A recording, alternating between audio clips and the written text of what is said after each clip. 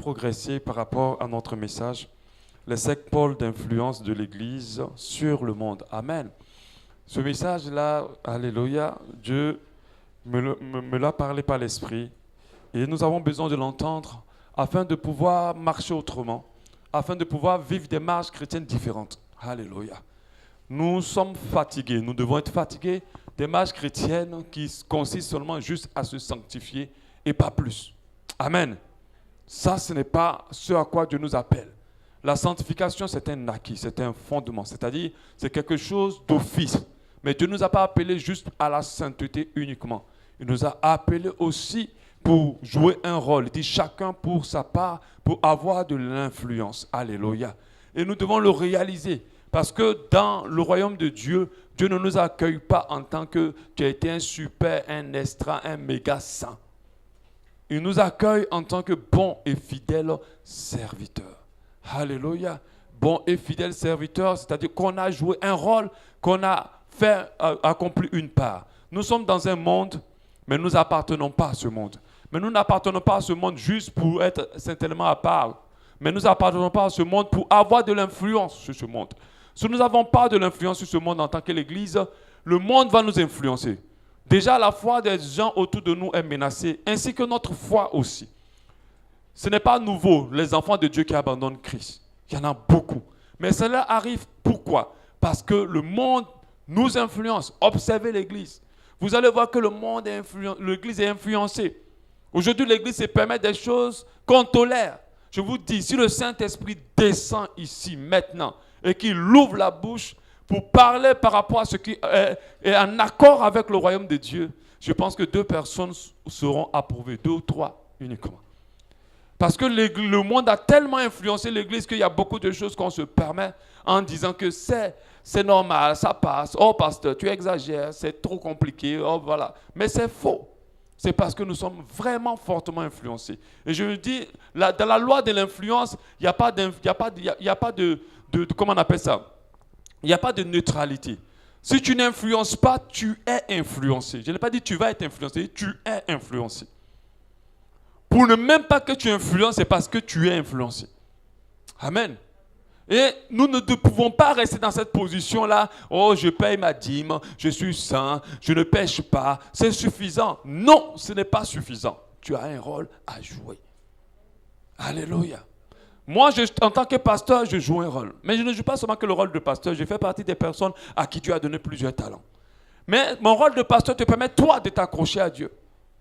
Mon rôle de pasteur te permet, toi, de pouvoir marcher droit et d'être sauvé à la fin. Mais si je n'avais pas joué ma part, si je ne jouais pas ma part, tu ne serais pas. La majorité de vous qui êtes ici, vous avez fait le tour des églises. Et beaucoup ont été déçus. Plusieurs ont été refroidis. Plusieurs d'entre vous pensaient dans la bonne église ou dans la bonne foi, mais pendant qu'ils n'étaient pas. Je n'ai pas dit que je suis super, meilleur que tout le monde. Mais les églises qui prêchent la vérité et qui préparent le corps du Christ ou les enfants de Dieu pour le retour du Seigneur sont de plus en plus rares à cause de l'influence du monde. On prêche tellement de choses dans l'église qui n'a rien à voir avec le retour du Seigneur et la sanctification. Et ces choses sont prêchées avec des millions qui sont dépensés. Mais c'est l'influence. Ça, c'est le monde. Le monde s'occupe trop des choses du monde. Et l'Église est en train de maintenant s'occuper des choses du monde. Même dans leur programme, même dans leur organisation, on ne voit que le monde. Alléluia. Nous ne pouvons pas continuer à être sous influence. Il faut que nous nous levons pour influencer. Et moi, j'ai cette foi-là qu'une braise peut s'allumer ici, devenir une flamme et embraser cette ville, et embraser la nation, et embraser les nations. Un réveil commence toujours par un point. Ça a commencé par Jésus. C'est passé par les 12 apôtres. Aujourd'hui, nous sommes là. Amen. Donc ne minimisez pas, ne négligez pas. N'ayez pas les regards de ceux qui voient ce qu'ils voient. Ayez les regards de ceux qui aiment regarder dans le spirituel, qui aiment regarder, qui sont des visionnaires. Alléluia. Moi, quand je ne me regarde, je ne me vois pas petit.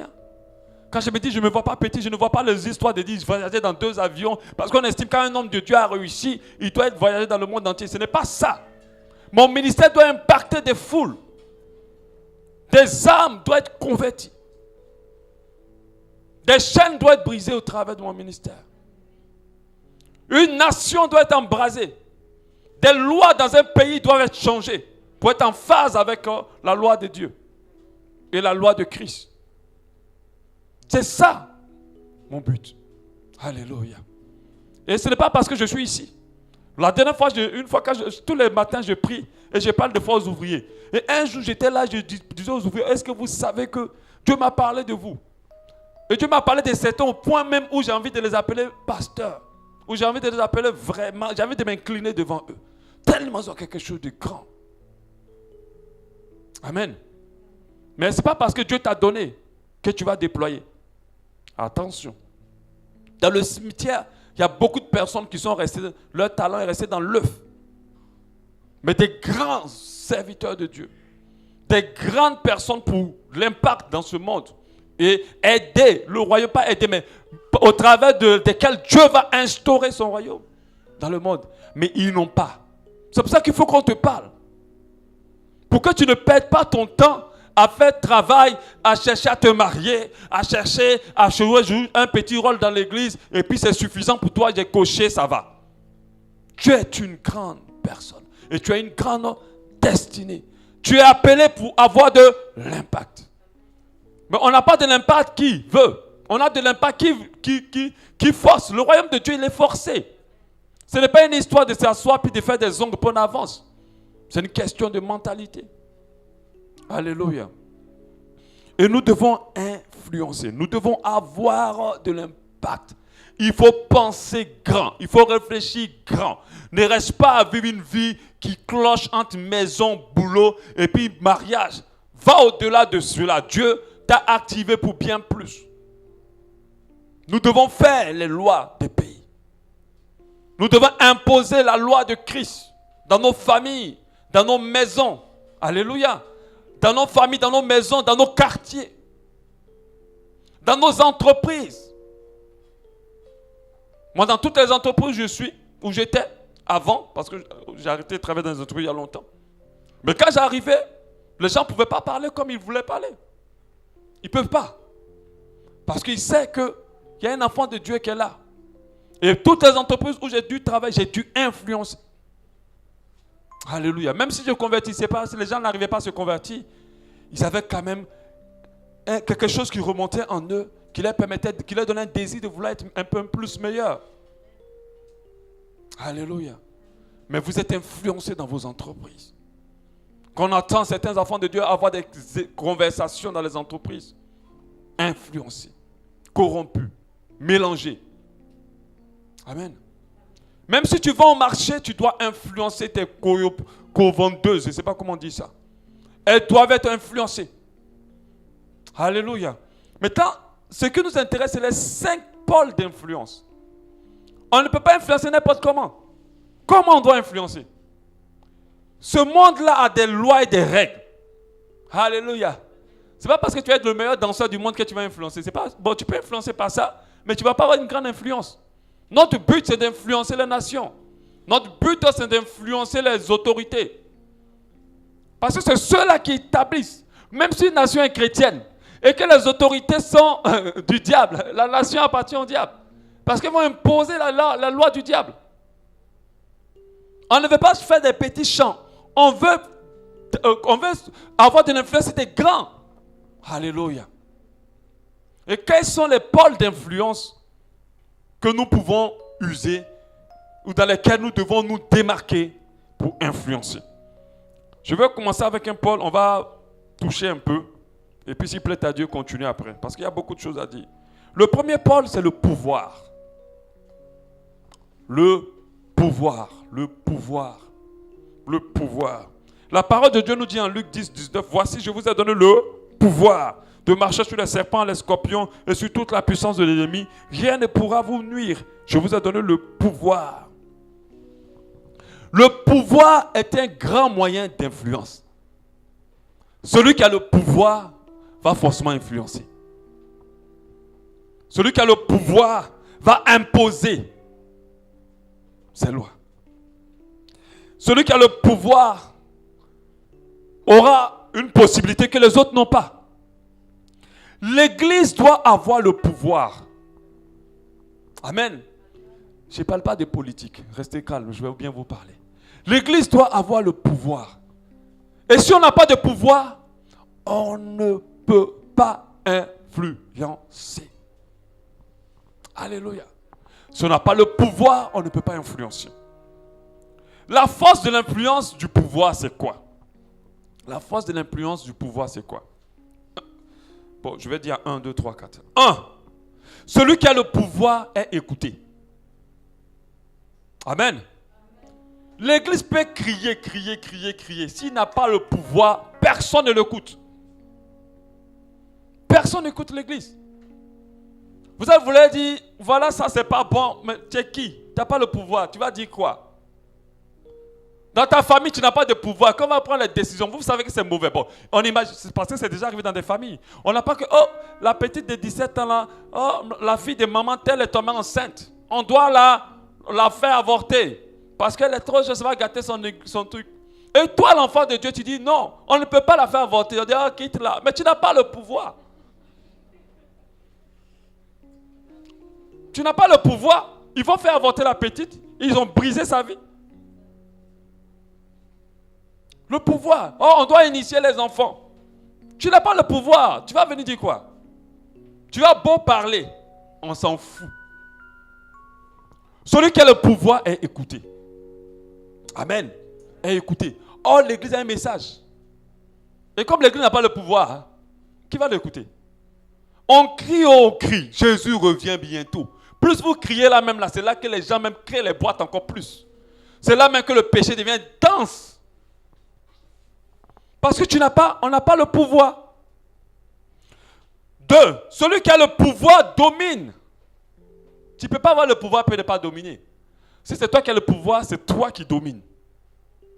Or, l'église n'est pas appelée à être dominée. L'église doit dominer. Amen. On n'est pas appelé à être dominé. On doit dominer.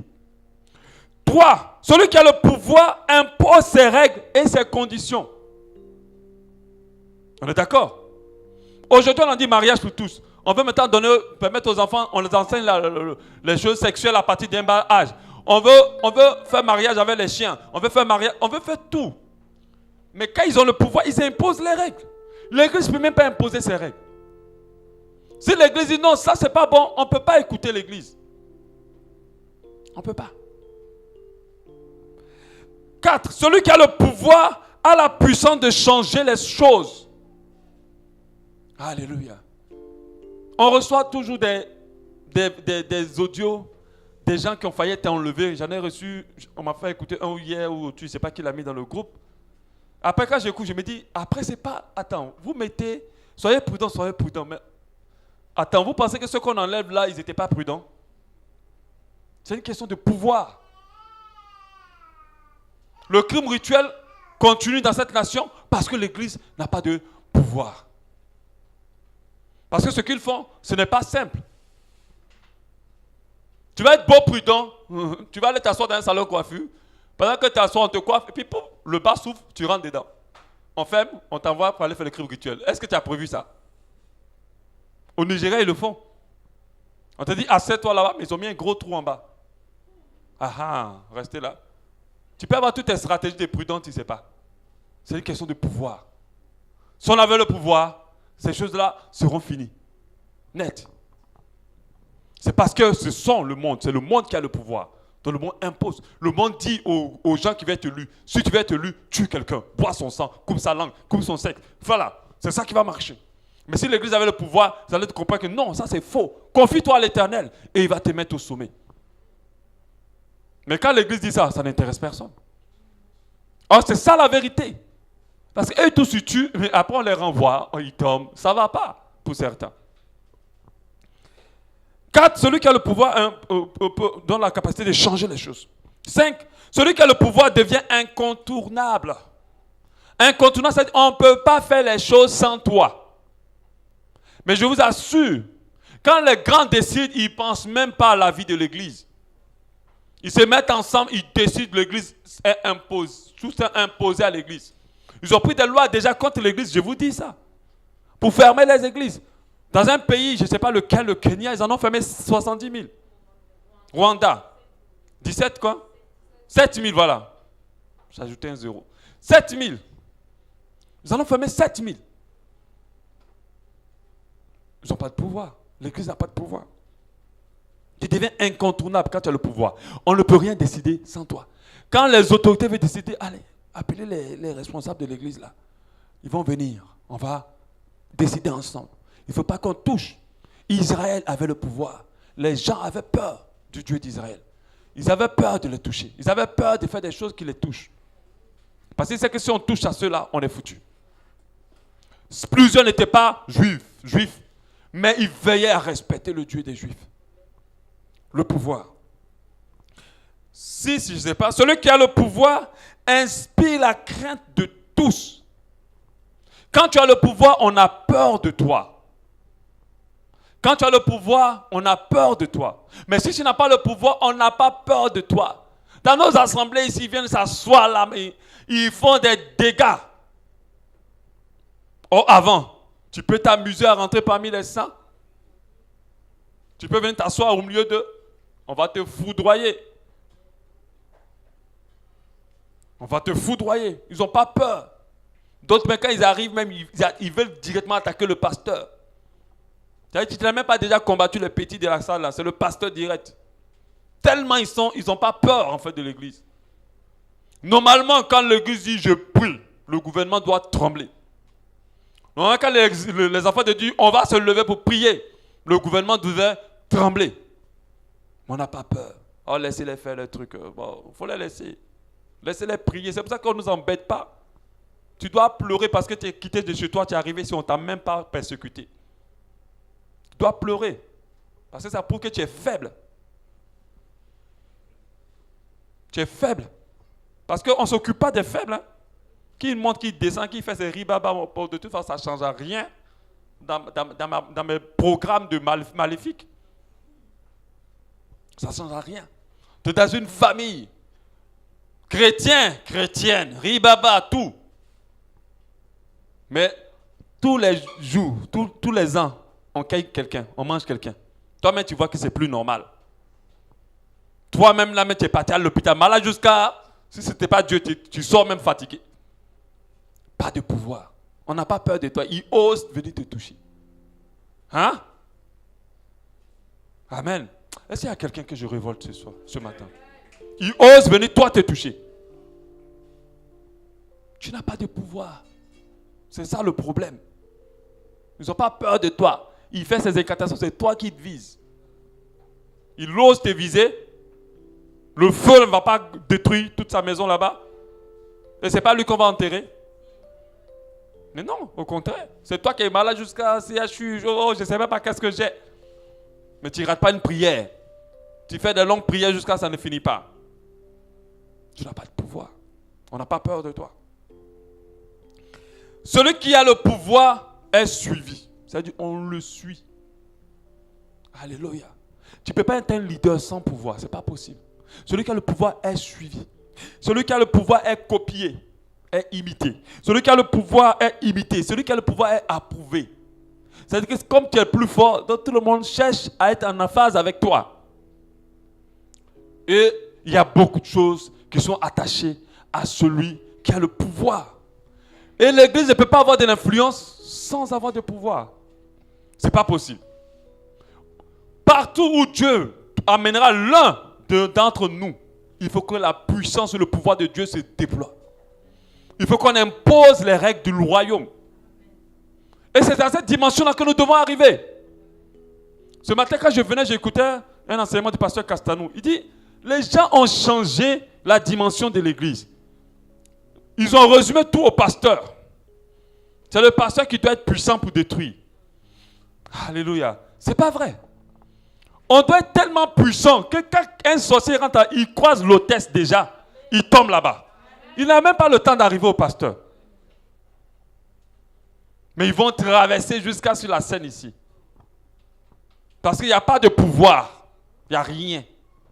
Ils sont tellement préoccupés par le... Il n'y a rien. T'es ribaba là, mais ils te regardent quand ils t'attaquent toi-même. Il n'y a pas de pouvoir. C'est toi-même on te poursuit toujours la nuit. Toujours on te poursuit. C'est toi maintenant qui as peur. Ah! Comment le lion peut avoir peur de l'antilope? Vous avez vu ça où? Hein? Comme une fois, j'avais vu une vidéo où le lapin était en train de poursuivre le chien. Non, ce n'était pas le lapin, c'était le pigeon. Un petit pigeon. Il poursuivait le chien. Il dit, mais attends là. Ça, c'est l'image de l'église, je reconnais. Et ça, je reconnais cette image. C'est l'image de l'église. Mais un pigeon, toi aussi. Un coup de gueule, c'est fini. Une bouffée, tu l'avales. Et c'est comme cela. Pas de pouvoir. Le pouvoir, c'est la force. Le pouvoir, c'est la puissance. Le pouvoir, c'est l'influence. Si tu n'as pas de pouvoir, tu ne peux pas influencer. Ce n'est pas possible. C'est quoi un pouvoir? C'est quoi le pouvoir? Le pouvoir, le mot pouvoir, pouvoir vient du verbe pouvoir, qui veut dire avoir la capacité, avoir la possibilité. Ok? Avoir la capacité, avoir la possibilité. Donc quand tu as un pouvoir, ça veut dire que tu as une capacité.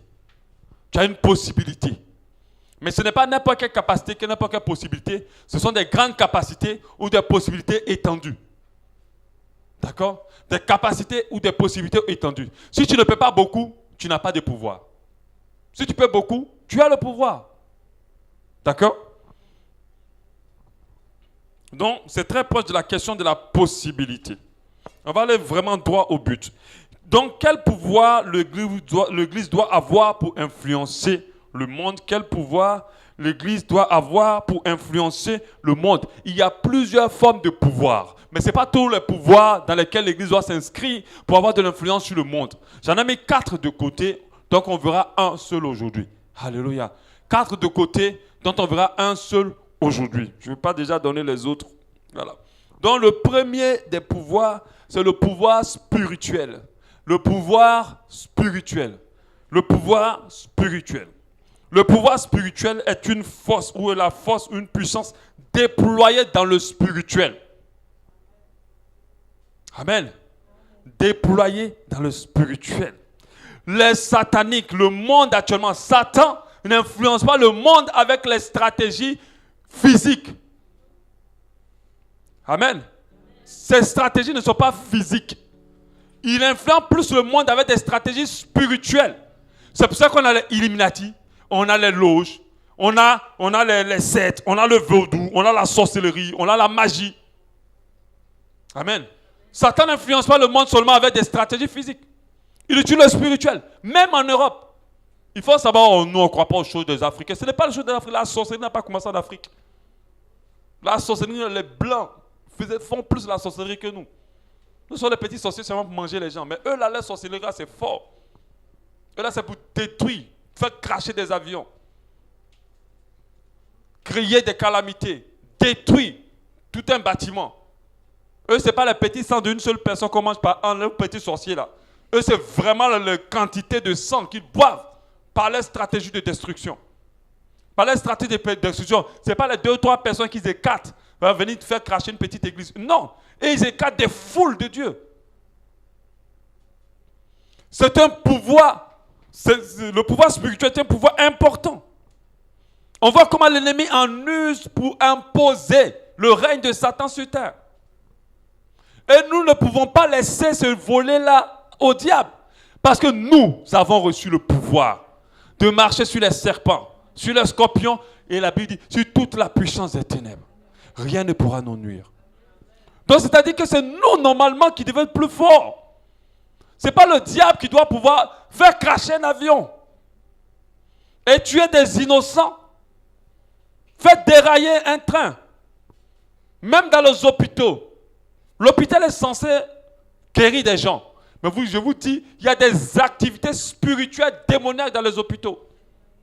À un niveau que vous ne pouvez pas imaginer. Normalement, lorsqu'un enfant de Dieu rentre dans un hôpital, tout devait être bloqué. Aucun mouvement. Ce n'est pas le cas. Il n'y a pas de pouvoir. Quand tu arrives et toi-même tu sais que la maladie, c'est grave encore. Tellement tu n'as pas de pouvoir spirituel. Nous devons avoir ce pouvoir spirituel. Si nous voulons avoir de l'impact sur ce monde, nous devons nous investir dans ce pouvoir. Nous devons le déployer davantage. Nous devons le déployer encore plus. Parce que c'est dans ce domaine-là que le diable travaille. Vous avez reçu le pouvoir de marcher sur les serpents, les scorpions, sur toute la puissance des ténèbres de l'ennemi. Rien ne pourra vous nuire. Luc 10, 19. Nous avons reçu le pouvoir de détruire les œuvres des ténèbres. Et nous devons le manifester pour avoir de l'influence sur le monde. Si nous ne manifestons pas le pouvoir spirituel, on ne peut pas influencer le monde. On ne peut pas. Parce que l'école où tu vas mettre tes enfants, il y a une entité qui travaille. La rue que tu es en train de prendre, il y a un démon. Le carrefour que tu vas prendre, il y a un démon qui travaille. L'eau même que tu es en train de boire, il y a des entités qui les envoûtent. Comment l'ennemi ne va pas avoir de l'influence? Parce qu'il est dans toutes les stratégies. Il a une stratégie tellement ficelée. Dans le spirituel, dans la puissance spirituelle. Et les enfants de Dieu n'ont pas compris ça. On est là, on vit, on marche, on ne comprend pas qu'on est en combat. On doit déployer la puissance que nous avons reçue. Un enfant de Dieu qui se lève le matin, qui dit à partir d'aujourd'hui, parce que moi des fois je m'amuse à faire ça, je dis à partir d'aujourd'hui, toutes les routes du Gabon sont couvertes par le sang de l'agneau, il n'y aura pas d'accident aujourd'hui. Amen. Et quand je me couche, je crois que c'est ce qui va arriver. Parce que la parole d'un enfant de Dieu est une puissance. Et je crois que s'il y a un accident qui était prévu, c'est annulé. Écoutez les témoignages des démoniaques. Quand ils parlent des enfants de Dieu, pour eux, c'est les personnes qu'on ne peut pas toucher. Mais ils parlent de deux enfants de Dieu. Je vous en avais parlé. Ils ont dit qu'il y a deux qui sont, qui sont tout nus, eux, ils sont avec nous. Quand on les voit dans les scriptures, on ne voit rien sur eux, ils sont avec nous. Ils ont dit qu'il y a deux qui ont porté des habits blancs. Ils disent ceux-là, ce sont les chrétiens qu'on peut manger. Mais il dit par contre, il y a d'autres, on ne peut même pas les regarder. Il n'y a que le feu sur eux. Il n'y a que le feu. Il dit même quand on veut faire un accident, si on a réussi à les tuer, le sang qu'on veut boire les gaspiller. Enfin, le sang d'un enfant de Dieu. Ils ne peuvent plus boire. Parce que plus ils boivent du sang, plus ils sont puissants. Alléluia. C'est nous qui devons imposer. L'imposition déjà de notre pouvoir, afin d'influencer le monde, doit être d'abord dans un volet spirituel. Un volet spirituel. Satan détruit les vies, il détruit les pays, il détruit les familles, même l'œuvre de Dieu, par le pouvoir spirituel. La dernière fois, j'ai vu une vidéo et j'avais eu mal. J'ai dit, ah Seigneur, comment des choses comme ça peuvent se passer sur cette terre? Des gens avaient préparé une campagne d'évangélisation. Je pense que vous l'avez vu. Ils avaient placé les chaises et tout, vraiment dans un grand terrain, ils s'apprêtaient à évangéliser. Et puis il y a un sorcier, je ne sais pas qui, a amené un tourbillon. Ce n'était pas dessin, hein, c'était vidéo. Le tourbillon l'a tout détruit. Ça tournait. Et tu voyais que vraiment c'était mystique. Parce qu'il partait, il fait tomber les chaises. Après, il va vers les trucs. Il va partout où il y avait les objets. Et il les faisait tomber. Et les gars ne pouvaient, ils étaient en train de prier. Le tourbillon ne bougeait pas. Au contraire, ça devenait intense. Et il a tout cassé. Même s'ils ont réussi à faire l'évangélisation, le diable a montré qu'il est plus fort qu'eux. Pouvoir. Normalement, on devait prendre, oh, tourbillon, tu t'arrêtes là, maintenant. Tout de suite, tu ne bouges pas. Et le tourbillon devait s'arrêter et s'éteindre. Pour montrer aux gens que notre Dieu est puissant. Mais ça a tout détruit. Tout cassé. Pouvoir. Et ça m'a fait mal. Si quelqu'un voulait venir, il va dire, ceux-là, apparemment, ils ne sont pas forts. Hein. Le bois sacré, on m'a dit des parties là. C'est où? Remontrez-moi là-bas, parce que là, les chrétiens, ils ont beaucoup la bouche. Et il y avait un autre que j'avais vu. Le gars a juré qu'il doit délivrer le fou. Tu n'as pas de pouvoir, ou tu n'as pas manifesté comme il faut le pouvoir. Le fou l'a bastonné, et on le regarde, on filmait. Et après, maintenant, il se met de côté, en train de, oh non, déjà, va! Tu veux délivrer le fou, non? Le fou l'a saisi dans le truc là, c'était fort. Et d'autres filmaient seulement. Tu sais, ici, on filme tout. Donc, il ne faut pas faire les jeux de Dieu. Ça, t'es gifs, ça s'appelle sur Internet. Et ils étaient en train de filmer, le fou l'a bastonné. Frapper le gars jusqu'à prendre le gars par terre. Il est en train de le frapper maintenant. Au nom de Jésus, pendant que le frappe, au nom de Jésus, je te libère. Au nom de Jésus, je te libère. Tu vas être libéré aujourd'hui. Mais il te frappe. Et après, le fou était tellement énervé, il a laissé même les parties. pouvoir. Amen. Nous devons le manifester. Le pouvoir spirituel. Nous devons le manifester. Quand nous lisons la Bible, on a vu des démonstrations de pouvoir spirituel. Des puissantes démonstrations de pouvoir spirituel. L'une des démonstrations qui m'ont plu, c'est Moïse et les magiciens de Pharaon. Amen. Amen. Moïse et les magiciens de Pharaon. Il fallait que Moïse impose la loi de Dieu.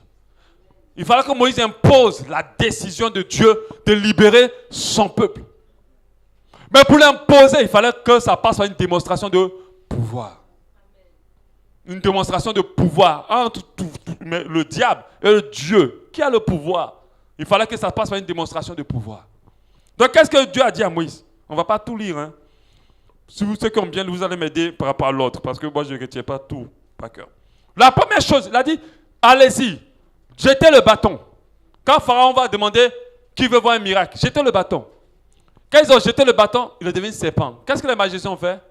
Ils ont aussi jeté les bâtons. Les bâtons sont devenus serpents. Et qu'est-ce qui s'est passé?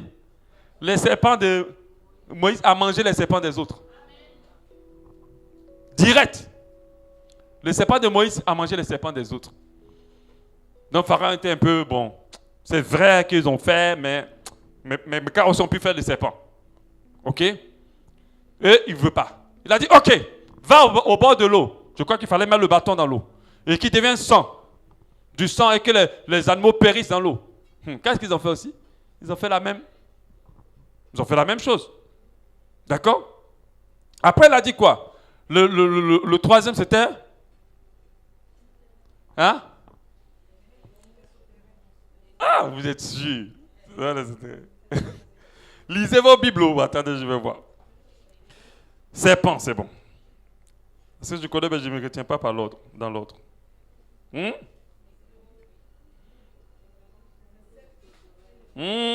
Lisez vos bibelots. C'était la grenouille, vous avez raison. Troisième, la grenouille. On dit au verset 5 de Exode 8. Mais les magiciens firent autant que leurs enchantements. Par leurs enchantements, ils firent monter les grenouilles sur le pays d'Égypte. Donc quand ils amènent les grenouilles, eux, ils ont fait monter les grenouilles. Démonstration de pouvoir, de puissance. Entre Dieu et le diable qui est fort. Et après, ils sont partis au quatrième. Au quatrième, Moïse a plutôt envoyé les poux. Mais regardez au verset 18 du chapitre 8. On dit les magiciens employaient leur enchantement pour produire les poux.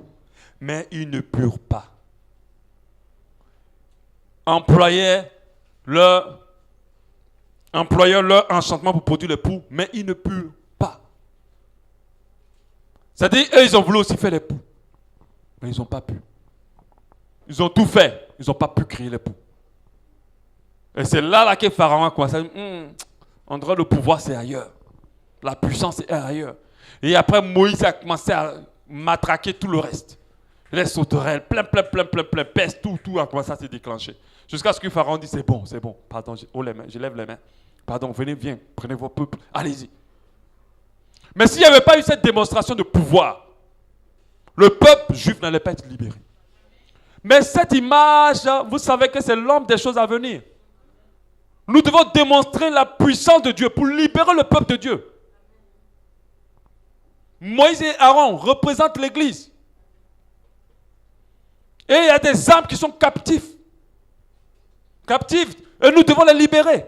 Mais nous les libérons aussi par la démonstration de la puissance. Aujourd'hui, les mystiques ne se convertissent pas parce qu'ils n'ont pas rencontré le pouvoir que Dieu nous a donné. Il y a beaucoup qui sont convertis à cause aussi du pouvoir. Alléluia. Démonstration de pouvoir. Qui est le Dieu le plus fort? Et c'est cette démonstration de pouvoir qui a permis à ce que le peuple de Dieu soit libéré. Alléluia. Et par la suite, le peuple a été libéré. On a une autre histoire. Celui de prophète de Baal, au temps de Jézabel, avec le prophète Élie. Ces prophètes-là, avec Jézabel, avaient régné sur Israël. Avaient régné sur le peuple de Dieu. Donc ce sont eux qui imposaient les lois. Ils imposaient les lois au point où ils avaient détourné le peuple de Dieu de Dieu. Les enfants de Dieu maintenant ne priaient plus Dieu. Ils partaient maintenant se prosterner vers ces dieux. Et il fallait qu'il y ait une démonstration de pouvoir pour restaurer la loi de Dieu. Il fallait qu'il y ait une démonstration de pouvoir spirituel. Et Moïse a dit, trop, c'est trop. Allons-y sur cette montagne et démontrons qu'il y a le vrai Dieu. Si quelqu'un arrive à consumer cet holocauste au travers de ses incantations sans mettre du feu, alors cette personne a la victoire. Et les prophètes de Baal, ils étaient près de 900 environ. Ils ont prié, ils se sont même déchirés la peau, ils ont tout fait. Mais rien ne s'est passé toute la journée. Élie a seulement dit, mettez de l'eau, même mouillez encore l'holocauste, jusqu'à ce que l'eau déborde. Et quand il a invoqué un peu son Dieu, le feu est descendu. Ça a consumé l'holocauste, ça a consumé les cailloux, ça a consumé tout. Ces prophètes ont été égorgés le même jour. Et la loi de Dieu a été restaurée. Alléluia. La loi de Dieu a été restaurée. Dieu veut t'utiliser pour restaurer sa loi dans ta famille. Dieu veut t'utiliser pour restaurer sa loi dans cette nation. Et s'il n'y a pas eu de démonstration de pouvoir, on ne va jamais, tu ne vas pas avoir de l'influence. Élie a eu de l'influence parce qu'il a démontré le pouvoir. Un pouvoir spirituel. Ce n'était pas physique ce qui se passait. J'ai eu une conséquence physique, mais c'était une action spirituelle. Amen. Et une conséquence physique, mais c'est une action spirituelle pour que Dieu soit imposé, sa loi soit imposée. À cette époque, c'est lui maintenant qui a influencé. Alléluia. C'est lui qui a influencé l'époque dont les autels de Baal ont été détruits. Tout a été détruit. Ils ont ramené Israël à Dieu. Alléluia. Est-ce que vous comprenez l'importance de manifester le pouvoir pour avoir de l'influence? Et j'ai mis un troisième exemple. Je ne vais pas trop le lire. Comme je vous dis, c'est un petit résumé aujourd'hui. On ne va pas partir trop loin. Le troisième exemple, c'est Daniel dans la force au lion.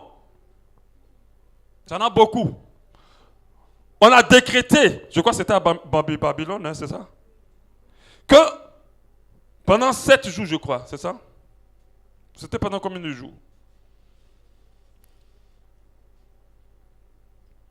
Non, 30 jours. Dans l'espace de 30 jours. Que personne ne devait prier. Personne. Et que si tu priais, tu étais jeté à la force au lion. Pendant 30 jours, ils ont demandé à toutes ces personnes qui vivaient dans cette ville de ne pas prier. Alléluia. Et ce sont ces gens de loi-là qui sont en train d'arriver. En France, si tu évangélises quelqu'un, il peut te porter plainte. Ah mais oui, il peut te porter plainte. J'ai une petite fille dont les parents ont été condamnés aux États-Unis parce qu'elle a dit que l'homosexualité est un péché. Et pour eux, c'est une insulte. C'est vraiment un outrage. Et ses parents ont été jugés. Et elle, on a dit que c'est ses parents qui lui ont dit ça. Il y a quelqu'un en France aussi qui a été jugé, puisque moi je suis dans le site internet, j'ai beaucoup l'actualité chrétienne. Il a été jugé parce qu'il donnait des tracts où on disait que les homosexuels iront en enfer. On lui a porté plainte, on l'a emmené pour pouvoir le juger. Et je ne sais pas comment ça s'est terminé, mais certainement ils allaient le mettre en prison. Le pouvoir. Donc ils ont décrété pendant 30 jours, pas de prière dans la ville, pas de prière. Mais comme Daniel aime son Dieu comme moi j'aime mon Dieu. Alléluia. Tu vas me dire de ne pas prier 30 jours, toi aussi. Tu veux me tuer? 30 jours. Et lui l'a prié. Mais en fait, Daniel avait déjà les faveurs du roi. Et cela embêtait ceux qui étaient autour du roi. Et comme ils cherchaient à le piéger, ils n'ont même pas dit au roi que Daniel faisait partie des gens qui prient. Ils ont seulement dit, est-ce que tu décrètes? Le roi dit, oui, oui, oui. Celui qui prie pendant 30 jours, allez, on le met à la force au lion. Il ne savait même pas que c'était un piège contre celui qui l'aimait, parce qu'il aimait beaucoup Daniel. Et quand, en fait, Daniel a été accusé, voilà le roi, il dit, oh, vous m'avez piégé. J'ai dit, je suis un roi, je ne peux pas aller contre ma parole. On me met dans la force au lion. Et on jette Daniel dans la force au lion. Le roi est triste, mais il le fait.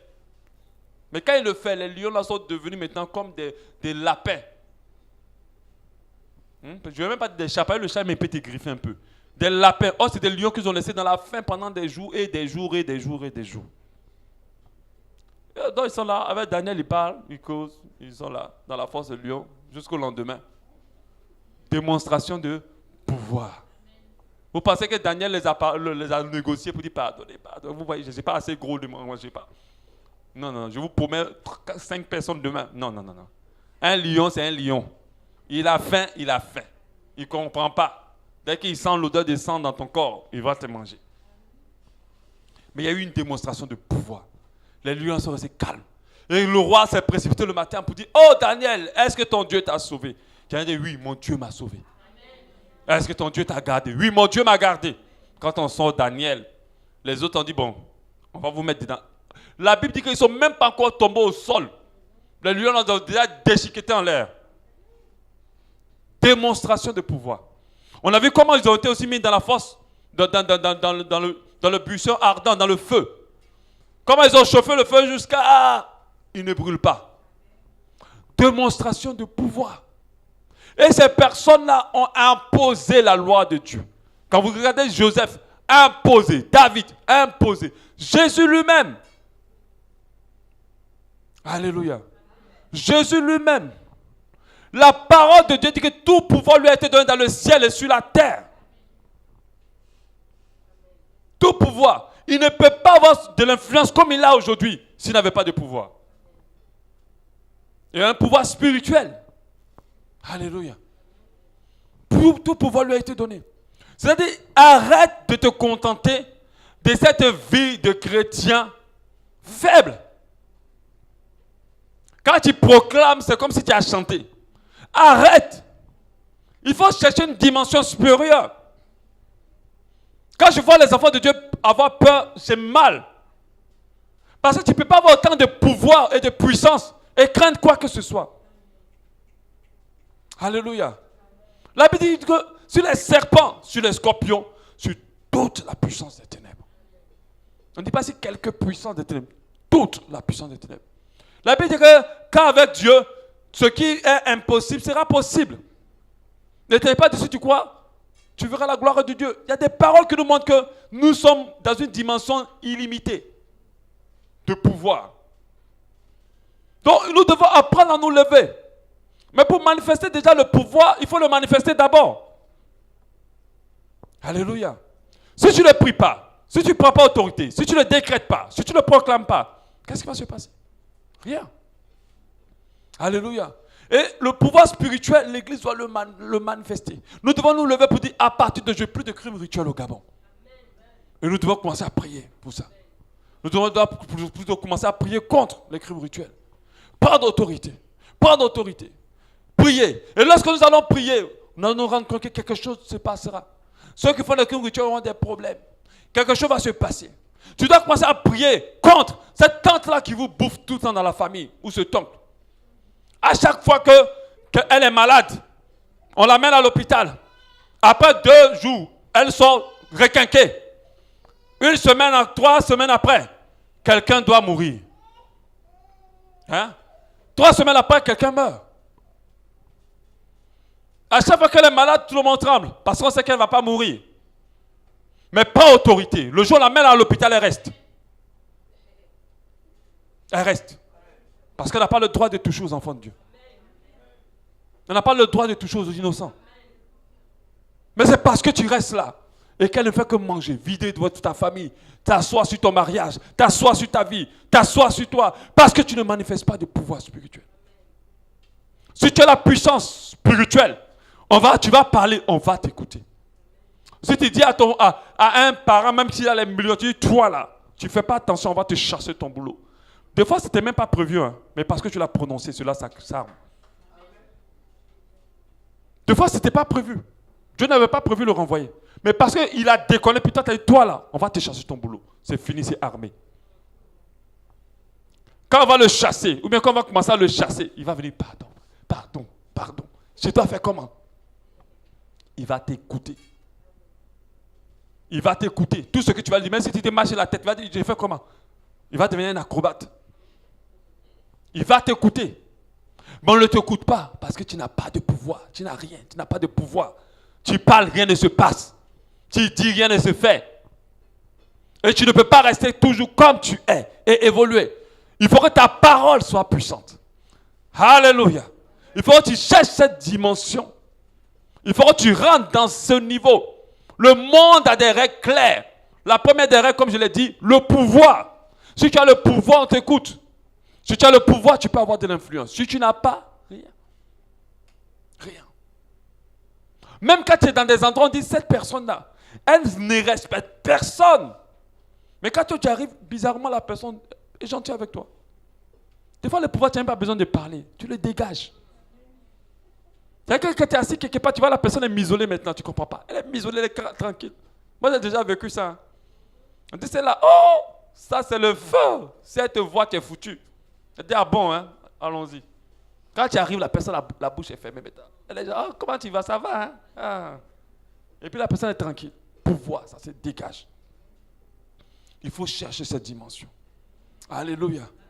Les autres dimanches, je vais parler des autres pouvoirs. Je n'ai pas envie de balancer ça déjà maintenant. Je vais parler des autres pouvoirs. Mais le prochain pouvoir, c'est le pouvoir économique. Je vais en parler. L'argent. Alléluia. Ah, d'autres remuent déjà la tête. Alléluia. Mais c'est un pouvoir qui impose, qui influence. Si tu n'as pas, tu ne peux pas parler. Amen. Le pouvoir spirituel, c'est le pouvoir le plus évident que les enfants de Dieu doivent d'abord manifester. Nous devons décréter. Quand nous lions, c'est lié dans les cieux. Quand nous délions, c'est automatiquement délié dans les cieux. Quand nous proclamons, cela se produit. Quand nous brisons, cela se brise. Quand nous fermons, cela se ferme. Quand nous ouvrons, cela s'ouvre. Et c'est comme cela que ce monde-là va être influencé, qui va nous écouter, qui va prêter attention à l'église. Quand nous sommes dans un endroit, il y a une puissance qui doit se déployer dans la zone, afin d'annuler les programmations, les plans de l'ennemi dans cette zone, et libérer les captifs dans cette zone. Alléluia. C'est ça la dimension que les enfants de Dieu et l'Église doivent atteindre. Pour être la lumière et le sel de la terre. Si on n'atteint pas cette dimension, ce n'est pas possible. Parce que le spirituel est le volet le plus important de l'existence. C'est le spirituel qui fait toutes choses physiques. Alléluia. Est-ce qu'on peut se lever pour prier? Everywhere I felt like